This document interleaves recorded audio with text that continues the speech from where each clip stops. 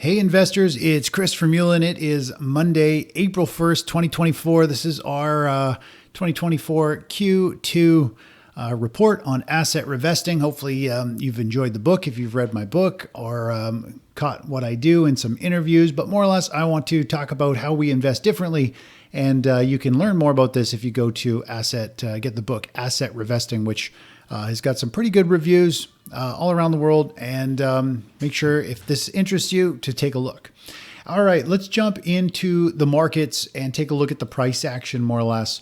What we're doing here is let's take a look at our asset revesting strategy, which tells us from multiple different angles and data points from price action, sentiment, cycles, money flows, all kinds of things. Tells us if the market is in a strong uptrend or if it is in a downtrend or sideways market. And we want to obviously own equities when they're going up, and we want to own something different when they are going down. And that is how we do that through our asset hierarchy, which is explained in our book. And we rotate our capital or reinvest our capital when the stock market falls out of favor. We reinvest all of that money into a different asset class. Could be a currency. It could be bonds. It could be just a cash position collecting our 4 or 5% interest a year on the money on the side, getting paid out daily interest or monthly dividends, depending on how long we hold it for. So long story short, the market is in a pretty strong uptrend. I think it's getting a little weak in the knees. It's starting to show some signs of weakness, but this market could still have a big pop and rally at any point, and we'll just have to see how that unfolds. Now, if we take a look at the NASDAQ has been a lot more volatile over the past several weeks. It's actually starting to underperform the SP 500 from the same entry and trend signal. The NASDAQ is actually up less, about 4% less than the SP 500. So big tech is starting to step back, starting to lose a little bit of its momentum. And, that's a sign that this market is starting to get weaker. Now, if we look at the markets from a much larger perspective, I like to look at the market just like the ocean. The tide is either rising and we're in a bullish environment, or the tide is either going out or going down, and we're in a somewhat bearish environment in terms of equities, stocks. And right now we are back into a bullish environment. And so during a bullish environment is when we really see generally most of our gains. If we were to compare it to our CGS strategy down below, you can see when the market is in a strong uptrend, we see these nice, strong, extended trades. We can reload, get back in, and really grow our accounts. And then during a difficult market stage, the stock market becomes more difficult, very short-lived rallies, quick, tiny little profits, and the money is really made when the stock market is going down. We move to a different asset that is going up. So that is how we made money in 2022, where most people lost money. And of course, we are back into a bullish environment, and we've got these nice extended trends pushing our accounts to new all-time highs pretty much every other week. Now, if we take a look at our strategy here, let's just zoom down to the performance. The strategy continues to push and hit new all-time highs. We are crushing the 60-40 portfolio, the SP 500, and we're actually still outperforming the NASDAQ. And if we take a look at year from date, you can see here our strategy CGS for this year, 2024, is up, closed out so far 10% gain. The NASDAQ up 7, SP 500 up 6 and 3. Now, this might be a couple days outdated, but overall, we are doing very, very well, crushing the markets and doing it with very small losses and drawdowns. Most of these other indexes and strategies carry a ton of risk, which most people don't understand. Until it's too late, a bear market, stage 4, all of those things kick in and the damage is done. And there's not a whole lot you can do other than spend years trying to regain the 50% loss or 40% loss from a strategy, just holding things as they fall, which I don't believe in doing. So let's take a look at the overall markets of what's going on. Actually, you know what? I'm going to pull up the stage analysis. I know a lot of you are new on here, so I'm going to recap the stages really quickly. Now, bottom line, there are 4 stages to the stock market. This is based on Stan Weinstein's book, How to Profit from Bull and Bear Markets. And stage one is a basing stage. It is known as it's a time I like to avoid the markets. If something's going sideways, we don't really want to mess with it. It's a difficult time to trade. Stage two is called an advancing stage. This is a bull market phase. Everybody wants and loves these.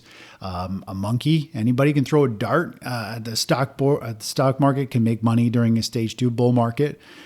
Stage three top is very difficult. That is what we are in. Small cap and growth stocks have been in this since March of 2021, so a couple of years already. The indexes are really just kind of still in this stage three topping phase. And then after this, we go into a stage four, a financial reset. Could be tech bubble, it could be the financial collapse. Who knows what the next one will be? They could say it could be another tech type of bubble. Who knows what it will be, but we'll figure that out after that happens. But more or less, we're going to have another big financial reset. It's just a matter of time. The question is, does it happen this year, next year, 3 years from now? It doesn't matter because we're technical traders and we follow the trends. If the market keeps going up, we just keep riding it up. If it rolls over, we move to different assets that go up as the stock market's out of favor. And if we do enter a stage four decline, we play inverse ETFs on the index to profit from the falling and collapsing kind of economy and stock prices. So that brings me into this next phase here. Let's actually go down and take a look at the stock market cycle in general. Now, the blue cycle here is the stock market cycle. The yellow is the economic cycle.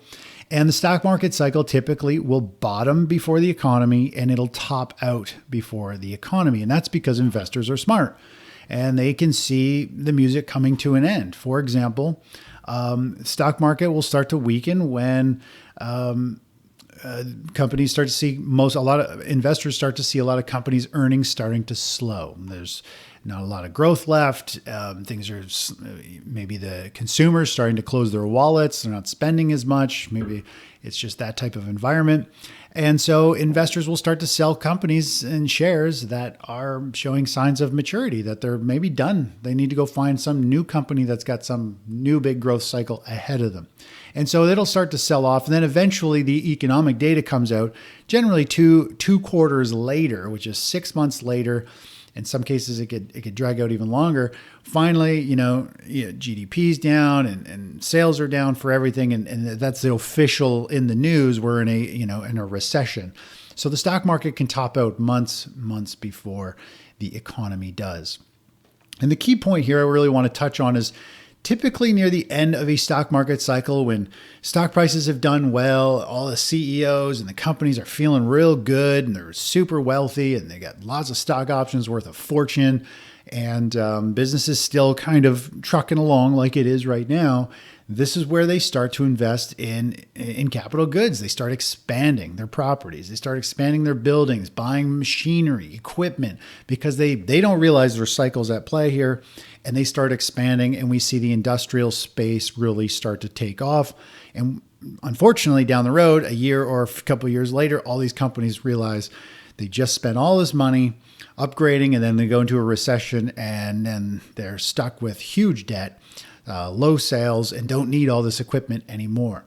Now, the other side of that too, or continuation on that, is the precious metals and energy space. We tend to see commodities, physical assets, gold, silver, miners, energy, and other commodity things start to do really well when the economy is running out of steam. Stock market gets overvalued, starts to slow. People want to move money into physical assets, so they actually hold or own something for it. And so that's what happens, just before or just as the market is starting to put in a major top. And if we go and take a look at the stock market, let's go and take a look at our ban hot list here. And this is ranked from the best performing sectors, groups of stocks at the top, down to all the way the worst performing. And if we take a look at these top whole bunch, we've got the marijuana space, blockchain, which is kind of like Bitcoin, which Bitcoin would be up here if I had the Bitcoin on this chart. But this is an alternate currency. We've got copper miners. Copper is indicative of, people believe if copper is going up, the economy is really strong because we're going to need more. We got silver miners, gold miners, energy miners. This is exploration, natural gas and oil, energy stocks. We got home builders. We got commodity baskets, energy stocks. All of these top sectors that are doing really well, They're all rocketing higher, and they're all kind of based around alternate currencies, precious metals, crypto, and physical assets, which are like commodities of some sort. So they're all doing really well. They're all coming to life and rallying higher. You look at the energy stocks and copper miners; they're just screaming higher to the upside. And this is something we need to be aware about, is that these are early warning signs that I believe we're getting very close to the market putting in a top. In fact, if we take a look at, let me just go back here to the industrial space, XLI. If you look at the industrial, look at industrials. They are taking off. We are still seeing a lot of companies and a lot of businesses upgrading, scaling up, getting ready for their next big wave of growth. Meanwhile, most of them are going to get slaughtered when we go into a recession. Consumers close their wallets. Businesses start closing their wallets because they got to cut services and costs themselves. So this is all a pretty scary time. I think this is also similar to XHB, which is the home builders. A lot of people think this little pullback in real estate is an opportunity. They think there's going to be another huge run, and people are piling into the home builder companies thinking these home builders are going to do really well. But I believe it's going to be the opposite. I think this is a pause before the markets and home prices go a whole lot lower. And this is just why the average investor is caught on the wrong side, and even CEOs don't know much about the stock market and what they're doing with their company. They don't understand a lot of these cycles that are at play. And it's really critical. And the ones that do can do very well, but the ones that don't can run a company into the ground and be upside down pretty quick when we go through one of these phases. So that's kind of where we are in a nutshell of the grand scheme of things. To kind of just give you an example of the what the masses are kind of thinking in terms of businesses. We've got global expansion. Everybody's ambitious. They think they really think everything's doing really well. Lots of stuff going on. Everybody's eager to expand and grow during these kind of phases. Actually, let me, during these phases here. And then eventually everything is going to stall out and start to go down. And this is when most companies and CEOs and earnings, they start to stress out because the economy starts to go down, and everything they just upgraded right over here at this last phase to accompany new growth, they realize now they're right back down to where they were years ago in terms of sales, and they're struggling. So it's one side of this is fun, the other side is bad. If you understand the cycles, you can enjoy and profit from both sides and navigate them very, very safely. But again, most people just don't put in the time and effort or to know this stuff, and it's not that complicated, to be honest. Anyway, let's take a look at the markets, what's going on right now this week. We've got the SP 500. It's pushing up. It's running up these 50-day, the 20-day. It just keeps bouncing up, and it's running kind of around the 5-day moving average. Overall, pretty solid trend. We got the 20-day and the 50-day just railway tracks up the chart here, 45-degree angle. That is a pretty nice, strong trend. This could continue for a while. The technicals are at a turning point here where they're about to turn weak, and we could see this market go into a bigger correction, a multi-week, multi-month correction, or they're finally just resetting and they're about to have one more big push and run. We are in a favorable time right now in the markets, which is April. This is seasonality. This is how the SP 500 moves on average over the past 30 years throughout each month. So we can see it's kind of up and to the right, obviously. But April is a very strong month. March is usually a pause near the end, and then we see it run up into May. And the saying is, sell in May. May is usually kind of May, June, July is kind of where it tops out, and then it stalls out. So we might have one more big push going forward, but we definitely need the large techs to get on board. And if we take a look at the technology companies, if we go and take a look at semiconductors, for example, this has been muscling the markets higher. It really is flatlining over the past couple of weeks here, not finding a whole lot of traction. If we look at bots, which is the AI space, it's flatlining. They're very similar movements, but just not finding that traction either. So this has kind of been the catalyst for really the markets pushing higher, the semiconductors. And we are seeing a lot of those big 7 tech companies really start to struggle. I haven't really looked at them, but let's take a look at Apple. A lot of them are pretty bearish looking. In a downtrend, all the moving averages are crossing over, sloping down. This looks like Apple's ready to go down. If we take a look at Tesla, I think it's at a bounce. No, it's obviously moving averages are down. It's not looking the greatest either. We got Google, which is ABC Corp or whatever you want to call it. Alphabet. It's actually having a nice pop and rally today. Definitely coming to life a little bit. And let's take a look at Microsoft. I heard Microsoft's building a $100 billion computer system with OpenAI for the AI, which is that's a pretty massive computer. Microsoft's doing all right. Anyway, we've got a lot of things. Let's take a look at NVIDIA because everybody in the world seems to know about it and follow it right now. NVIDIA, I think I typed it in wrong. Here we go. NVIDIA is consolidating a lot like the semiconductor space in general, but it's starting to get pretty volatile. We had a huge gap up, massive sell-off. It's pushed up into these highs again. It's getting sold off again. It had a quick 1-bar pop this morning, and now it's getting sold into with a lot of heavy volume already this morning. So it's struggling. This looks like a tiny little bear flag. We could see NVIDIA potentially come down to these lows here very quickly around 838. So we're running out of steam, but this market might still grind and have one more push going into May. We'll just have to wait and see. Let's take a look at gold because gold's kind of the big mover right now. This is Monday, so Monday's it's the big mover. It had a big pop up here in price action. I'm just going to zoom out a little bit. If we take a look, you can see I've already drawn on this, but more or less we've seen gold. It rallied from this low up to here, and then it had a very high momentum, a very quick, tight pullback. And that was giving us this target of 2250, 2280, somewhere in this range. And then the next 100% measured move is 2350, 2360. And it came right up and hit that level today. So we are seeing any pause or pullback here, just even for a day or 3, probably means we're going to go up and hit this 100% measured move. This is a very strong chart pattern. In fact, if I just grab, I think I take this line.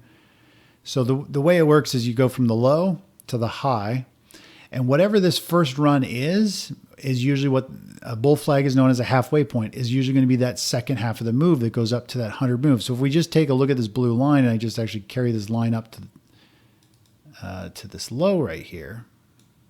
So I got the low. It brings us right up to that 100% measured move. So we got some potential for gold to continue to move up. This is helping spur on the gold miners. They're up 1.3% today, although they gapped way up into resistance, a major high from back in last December. Silver miners aren't quite up at those December highs, but it's poking right up into resistance, a little bit of selling pressure.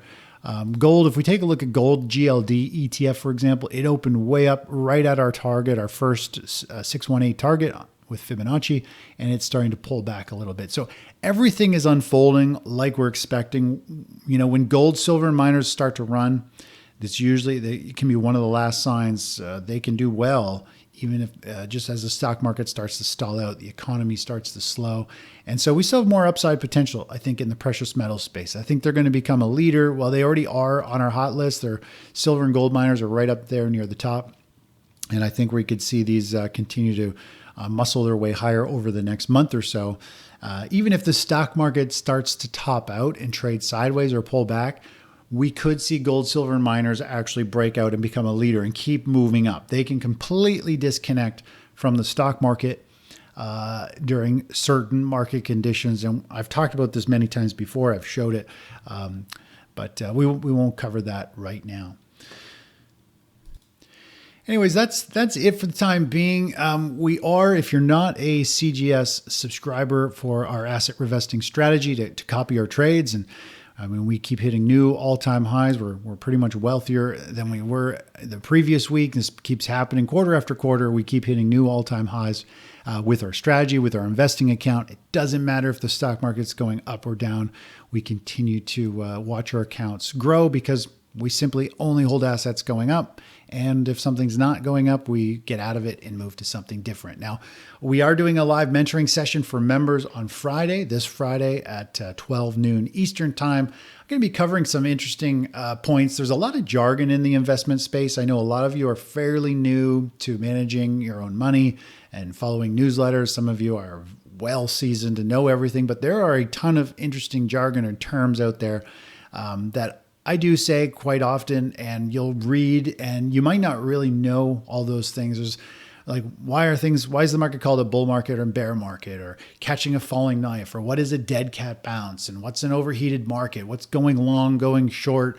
What's a rally? What are the drawdowns? There's two different types of drawdowns. Most people don't even know what a drawdown is, yet there's two of them, and they're the two most dangerous things and the two things that we completely avoid with the CGS strategies. But there's all kinds of things I want to touch on Friday. Brian, Ashley, and I, as we do our mentoring session, it's live, you chat, you put in your questions, we'll answer those. So anyways, hopefully you've got some, if you want to get on board, copy our simple ETF trades. We usually have 1 or 2 ETF positions open at any given time. Super simple to follow. Be sure to join us at thetechnicaltraders.com, and we're here to help answer any questions you've got. And it's all about, protecting your capital and really earning more money from your investment capital so you actually become wealthier in retirement. A lot of people can make more money than they've ever made per year with this strategy, just based off properly investing and making their capital work for them when they're retired. It's pretty incredible strategy when you see how it's worked. Done. Anyways, that's it for now. Take care. Bye-bye.